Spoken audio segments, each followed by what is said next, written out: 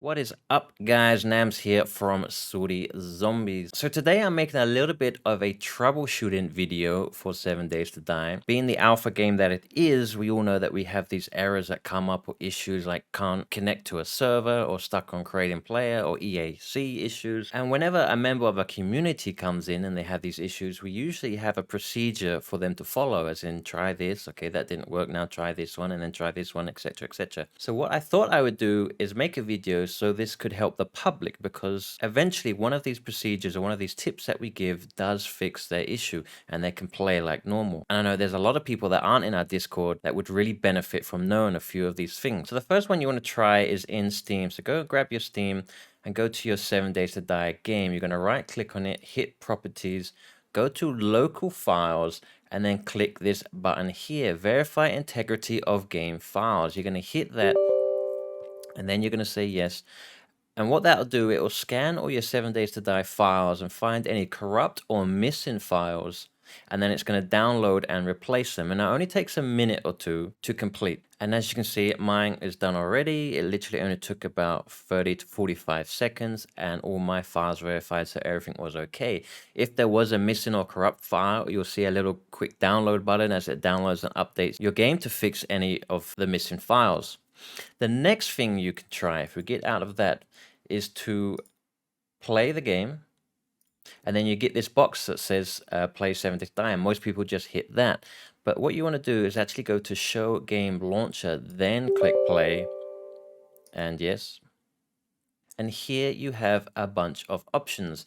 Now this is also a common question when people ask us how to turn EAC on and off. It's just simply clicking on that button and then run it, or if you want to make this a default option of not having EAC on, you can say run and save as default. But what we want to do is actually go over to the tools here, and you want to click on this button saying clean game data. You're going to open this up and you're going to select all of these files, all the maps, everything. Now what this will do, be warned, what this will do is delete all your single player data, so your saved games. So if you progressed from the single player onto playing with online multiplayer servers, which is actually a lot of fun. So if you're still in the single player and you don't know what to do, you're kind of bored playing by yourself or with one or two friends, definitely look at joining an online multiplayer server. But if you're still well engrossed into a single player map, do not do this option. It will delete your map and your files and all your player data. But if you are on the multiplayer, select all that, clean it up, click yes, yes, yes, and that should actually solve a lot of the issues. It usually does for our players. Once that is done, just click X and then go and play as usual. Now, the third thing that I would recommend for you to do in terms of troubleshooting is a simple one. It's simply just restart Steam. Now, a lot of people know this one and they just click X at the top and they think, okay, and then they bring Steam back up. But that actually didn't restart anything. So if you click on the X at the top and you go down into the bottom corner, if you're on the Windows, you'll see that Steam is actually still running there. I'd have to right click and hit exit. Boom, now Steam is actually turned off. Now you'll find that there's some parts of 7 Days to Die that will actually cause massive FPS drops in your game.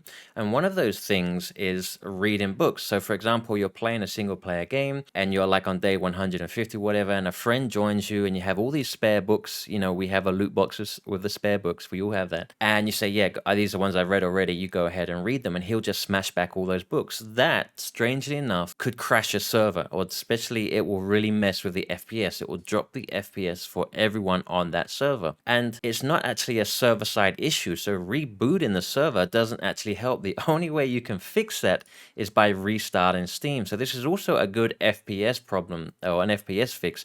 If you're finding that all of a sudden you've been playing for a couple hours and your FPS has dropped, you think, well, what's going on? Perhaps in that server that you're playing on, there has been a bunch of people reading books. So you want to exit out the game, exit out the server, and do the whole restart Steam as I just showed you before. before, and that should fix that. Then you can just play the game again. Now, the fourth and final troubleshooting issue is usually involving EAC. If you ever come across those times where you timed out joining a server and you get one of those temporary 15-minute bans from EAC, the way to solve that is by rebooting your router. So somewhere in your house you have a router that's connecting you all to the internet. Simply go and find the off button on that, turn it off for about 10 to 20 seconds, and then turn it back on, or unplug it if you really want. You can unplug it to clear the ports quite well, and then plug it back in, reboot it all up, and that will solve any EAC issues that you have, or connection issues. Usually 99.9% of the time, anyone who has an EAC issue connecting to server, a router reboot usually fixes it. So there's the 4 little tips that I have for you today for troubleshooting.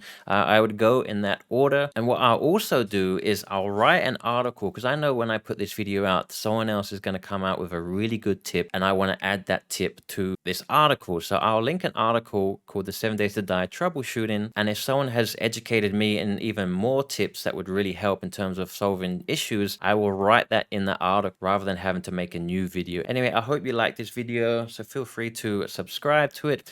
And also, if any of you are interested, we do run some 7 Days to Die multiplayer servers, but also now we have launched into a hell of a lot of other games. So if you go onto our website at swordieZombies.com, you will see that we have Scum and Rust PvE servers, Project Zomboid, Hyperion, DayZ, Conan, Atlas, and we have a really cool Minecraft server that I've been playing. I'm about to do some Minecraft videos later on. Anyway, all those links are in the description below. If you have any questions, also jump into our Discord. And until next time, stay swordy.